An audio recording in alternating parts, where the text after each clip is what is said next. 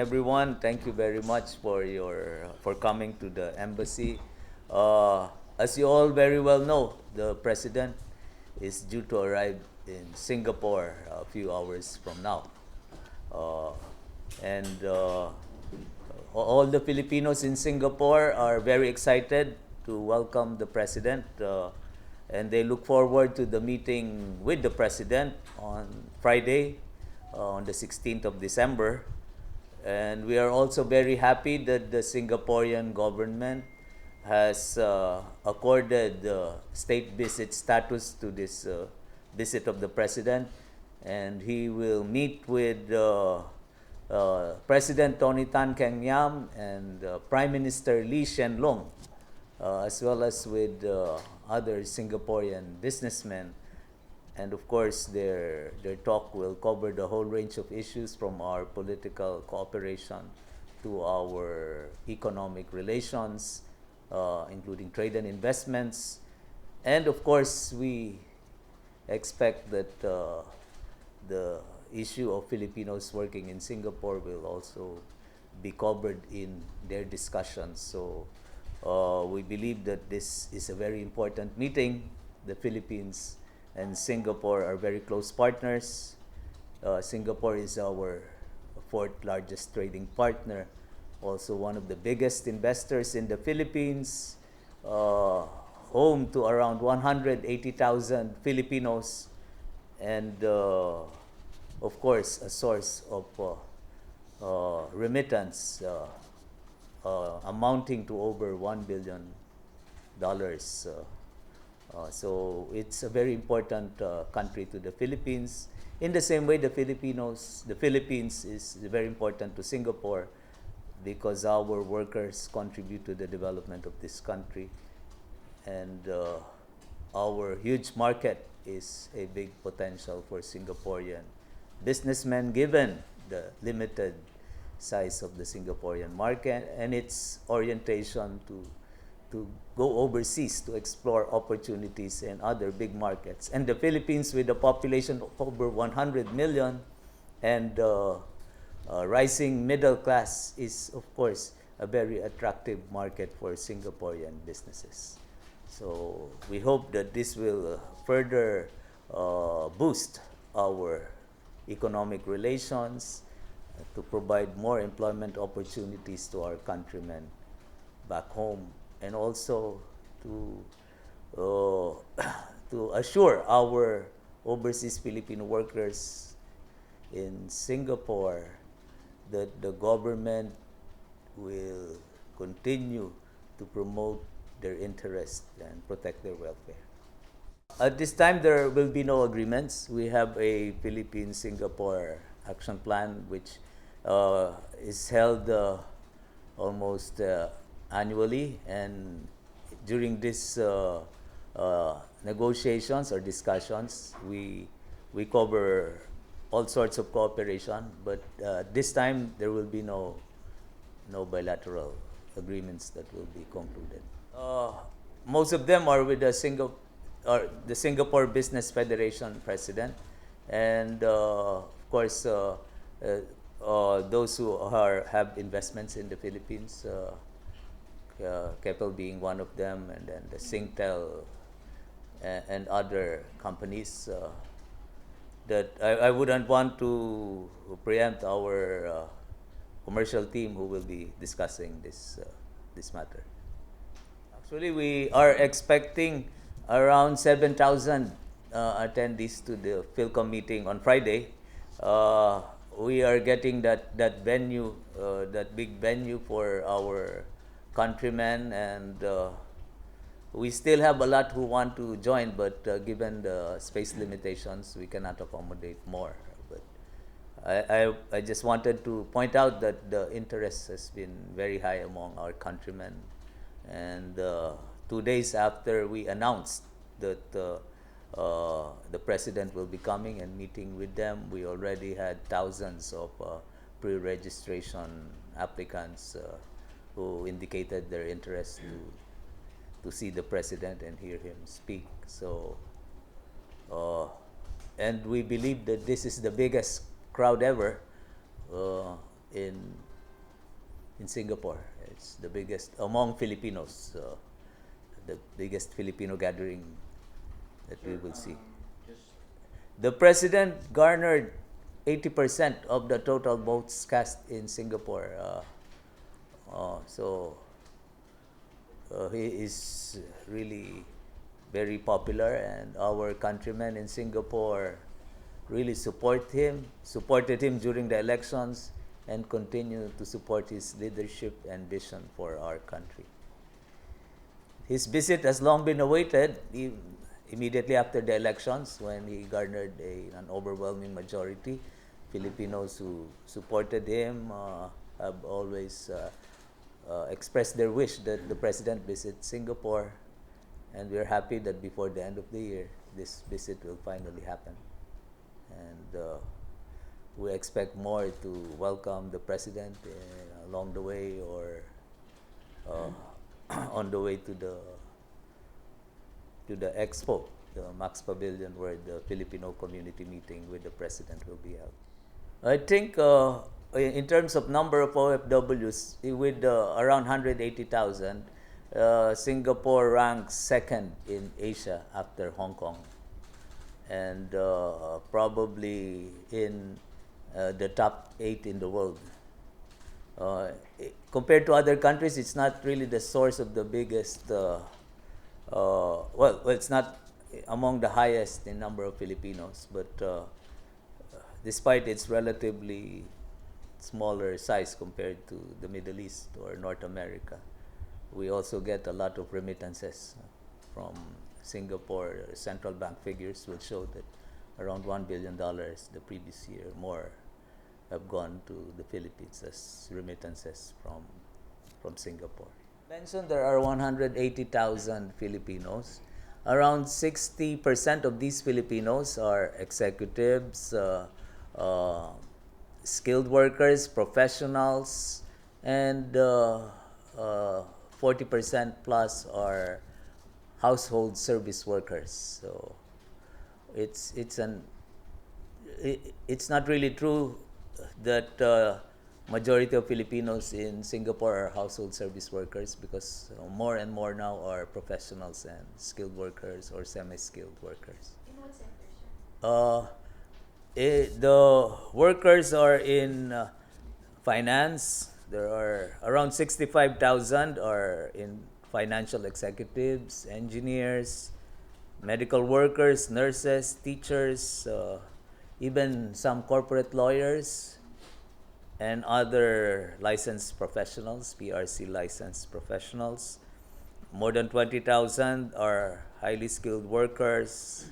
They're in aircraft mechanics, maintenance, laboratory technicians, chefs, and other related occupations. And another 20,000 are semi-skilled workers, who are electrical mechanical assistants, glass cutters, food service workers. If you go around, you will see in the food and beverage business industry, there are many Filipino workers, in the hotel industry as well.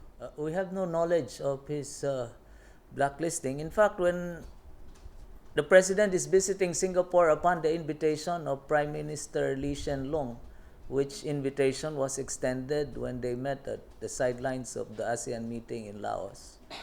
And it would have happened earlier, except for the problems of scheduling. But now that the scheduling problem has been addressed, then the visit will finally happen. But in my meetings with Singaporean officials, with Singapore Foreign Ministry officials, and with other officials of the Singapore government, whenever I meet some ministers in some events, this matter has never been brought up. So I think at the moment it's a non-issue. I think they will discuss regional developments, and also about the Philippines' chairmanship of the ASEAN next year, because immediately after the Philippines chairmanship, it will be Singapore that will assume chairmanship of the ASEAN. The president is expected to talk about our theme for the ASEAN, which is uh, partnering for change, engaging the world. He will also talk about our priorities, the maintenance of peace and security in the region, maritime security and cooperation. Of course, a people centered and people oriented ASEAN as a model, regional grouping and responsible global player.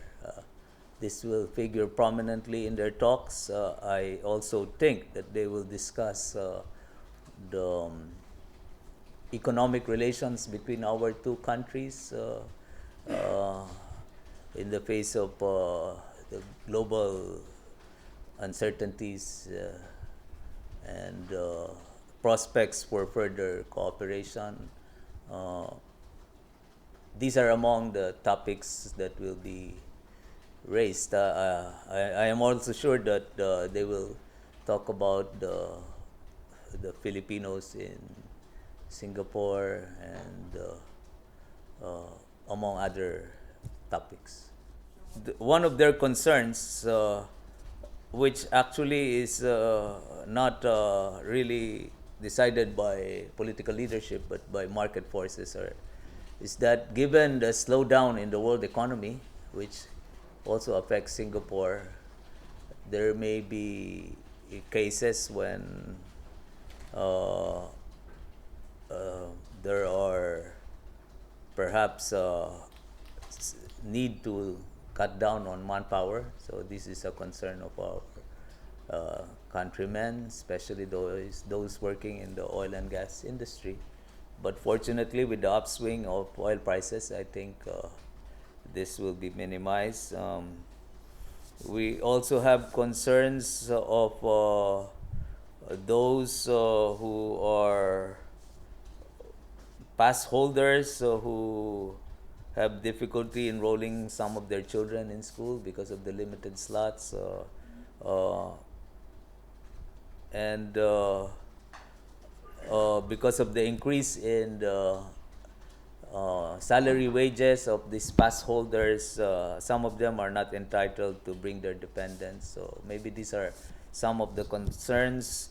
We also, at the moment, do not have a bilateral labor agreement with Singapore. Um, uh, Perhaps this a possibility of this thing will be explored, and by and large, I think it will be a general discussion of the situation of workers, as at the moment there are no pressing labor or immigration issues, but only general concerns about their well-being and welfare. As I've mentioned, there are around 70 plus thousand household service workers. And the cases of reported abuses are very minimal.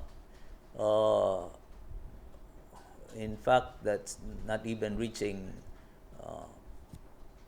1%, or it's just a very, so I would say that these are more exceptions, exceptional cases, and very, very few cases. And we believe that the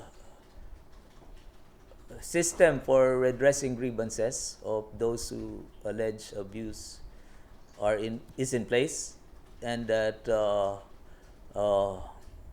those who are found guilty after investigation and legal proceedings, are meted penalties accordingly with their employers. And we have not come across any situation that indicates an unjust resolution of a case. So we believe that it is no longer a big concern. Do you think, sir, that we need a bilateral labor agreement with Singapore? We believe that a bilateral labor agreement with institutionalize our cooperation in promoting the welfare of our countrymen. As I also wanted to point out that our government is is trying to institutionalize training of our uh, workers so that they can be reintegrated back. If you go around, you will see that there are so many training programs here for household service workers to give them new skills. These are both done by NGOs, by private entities, to prepare, and also by our embassy through our Philippine Overseas Labor Office, to prepare our countrymen, our household service workers, for their eventual reintegration. I think there are very few, one or two, who are, to my knowledge, already sentenced and serving sentence.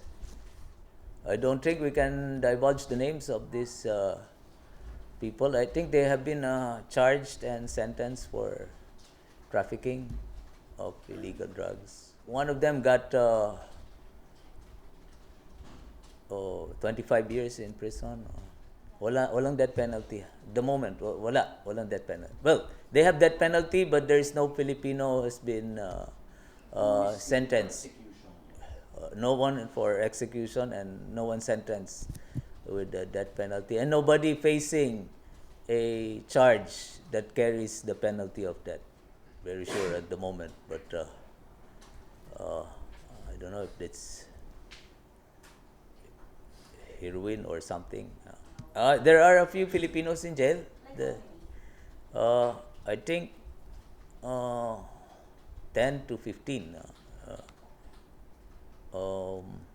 Many of them different cases, some including criminal breach of trust, and others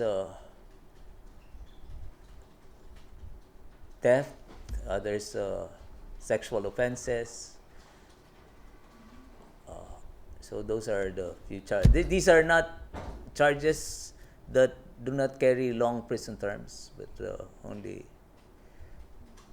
I don't think this will be covered, the death penalty, a discussion on the death penalty. I think that could be covered because Singapore has a strict policy against illegal drugs and has a good record in prosecuting drug traffickers and drug users.